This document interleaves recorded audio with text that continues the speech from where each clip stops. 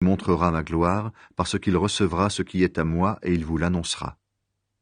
Tout ce qui est à mon Père est aussi à moi. C'est pourquoi je vous ai dit, l'Esprit de vérité recevra ce qui est à moi et il vous l'annoncera. Dans peu de temps vous ne me verrez plus, et peu de temps après, vous me reverrez.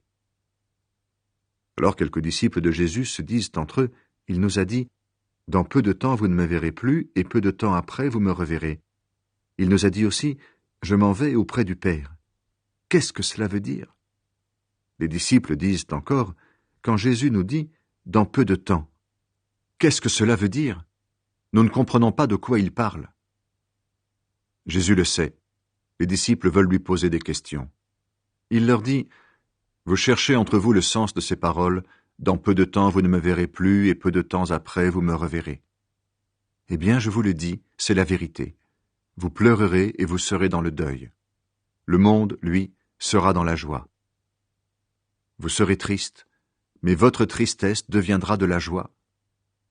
Quand une femme va accoucher, c'est le moment pour elle de souffrir.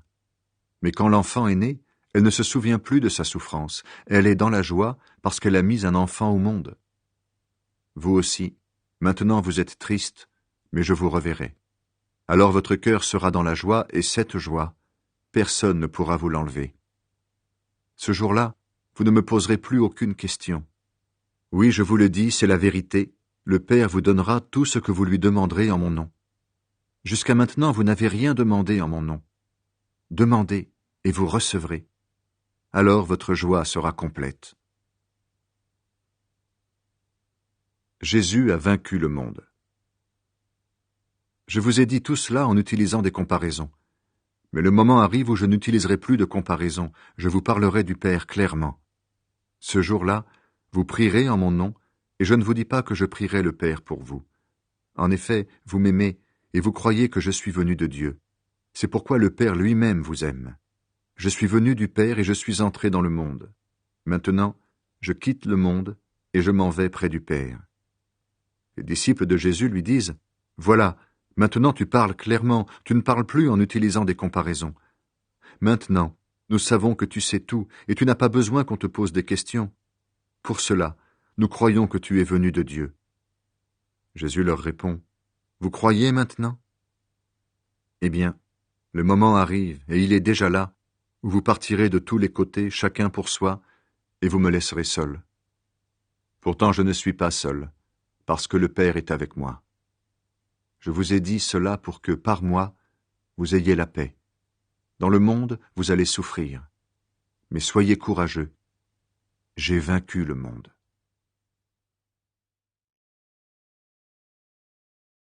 Jésus prie pour ses disciples. Après que Jésus a dit cela, il lève les yeux vers le ciel et il prie.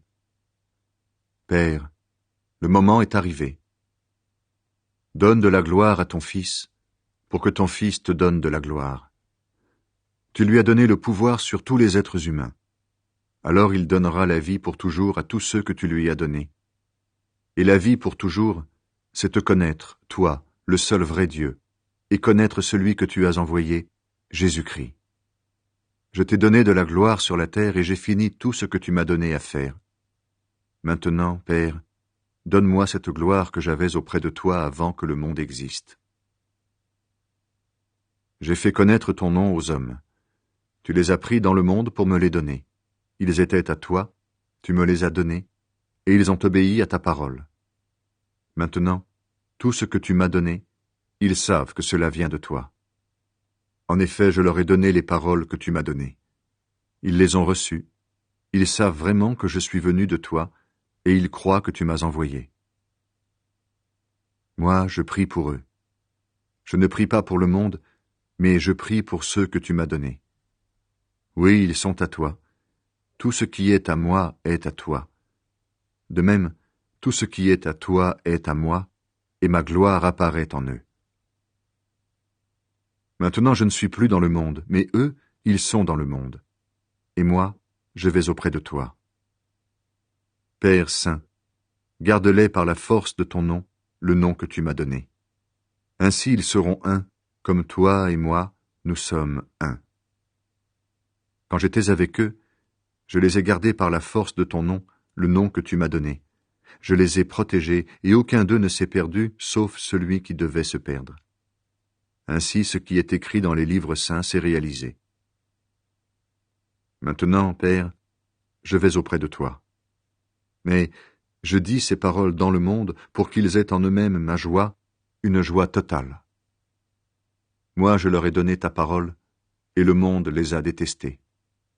En effet, ils n'appartiennent pas au monde comme moi je n'appartiens pas au monde. Je ne te demande pas de les retirer du monde, mais je te demande de les protéger du mauvais.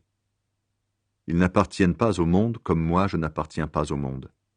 Fais qu'ils soient entièrement à toi par la vérité. Ta parole est la vérité. Tu m'as envoyé dans le monde, de la même façon je les envoie dans le monde.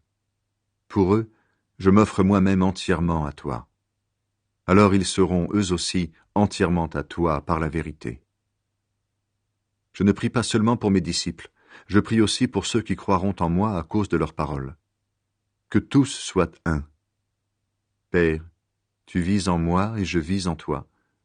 De la même façon, que tous soient un en nous, ainsi le monde croira que tu m'as envoyé. Et moi, je leur ai donné la gloire que tu m'as donnée. Alors ils seront un, comme nous sommes un, moi en eux et toi en moi, ainsi ils seront parfaitement un. Alors le monde saura que tu m'as envoyé et que tu les aimes comme tu m'aimes. Père, tu me les as donnés. Je veux qu'ils soient eux aussi avec moi là où je vais. De cette façon ils verront ma gloire, la gloire que tu m'as donnée. En effet, tu m'as aimé avant la création du monde. Père juste, le monde ne t'a pas connu, mais moi, je t'ai connu, et mes disciples ont reconnu que tu m'as envoyé. Je leur ai fait connaître ton nom, et je vais encore te faire connaître à eux. Ainsi, l'amour que tu as pour moi sera en eux, et moi aussi, je serai en eux. Les soldats arrêtent Jésus. Après que Jésus a dit cela, il part avec ses disciples de l'autre côté du torrent du Cédron. Là, il y a un jardin où il entre avec ses disciples. Judas, celui qui va livrer Jésus, connaît cet endroit. En effet, Jésus est souvent venu là avec ses disciples. Judas conduit une troupe de soldats et des gardes du temple. Ils viennent de la part des chefs des prêtres et des pharisiens. Ils arrivent dans le jardin avec des torches, des lampes et des armes. Jésus sait tout ce qui va lui arriver. Il s'avance et leur demande « Qui cherchez-vous » Les soldats lui répondent « Jésus de Nazareth ». Il leur dit « C'est moi ». Avec les soldats, il y a aussi Judas, celui qui livre Jésus. Au moment où Jésus leur dit « C'est moi », les soldats reculent et tombent par terre. Il leur demande une deuxième fois « Qui cherchez-vous » Ils lui disent « Jésus de Nazareth ». Jésus leur répond « Je vous l'ai dit, c'est moi. Si c'est moi que vous cherchez, laissez partir cela. » De cette façon, ce que Jésus a annoncé se réalise. « Père, je n'ai perdu aucun de ceux que tu m'as donnés. » Simon-Pierre porte une épée, il la sort de son étui, il frappe le serviteur du grand prêtre et lui coupe l'oreille droite. Ce serviteur s'appelle Malchus. Mais Jésus dit à Pierre, « Remets ton épée dans son étui. La coupe de souffrance que le Père m'a donnée, est-ce que je ne vais pas la boire ?» Alors la troupe des soldats, leurs commandants et les gardes des chefs juifs arrêtent Jésus et ils l'attachent avec des cordes. Les soldats emmènent Jésus chez Anne. Ils emmènent d'abord Jésus chez Anne. Anne est le beau-père de Caïphe, et cette année-là, Caïphe est le grand prêtre. C'est Caïphe qui a donné ce conseil aux chefs juifs, « Il vaut mieux qu'un seul homme meure pour le peuple. » Pierre affirme qu'il n'est pas disciple de Jésus. Simon-Pierre et un autre disciple suivent Jésus. Le grand prêtre connaît cet autre disciple, c'est pourquoi celui-ci entre avec Jésus dans la cour du grand prêtre. Mais Pierre reste dehors près de la porte. Alors l'autre disciple, celui que le grand prêtre connaît, sort de la cour. Il parle à la femme qui garde la porte et il fait entrer Pierre. La servante qui garde la porte dit à Pierre, « Tu es bien un des disciples de cet homme, toi aussi ?» Pierre lui répond, « Non, pas du tout. » Il fait froid. Les serviteurs et les gardes du temple ont allumé un feu. Ils sont là et ils se chauffent. Pierre est avec eux et il se chauffe aussi.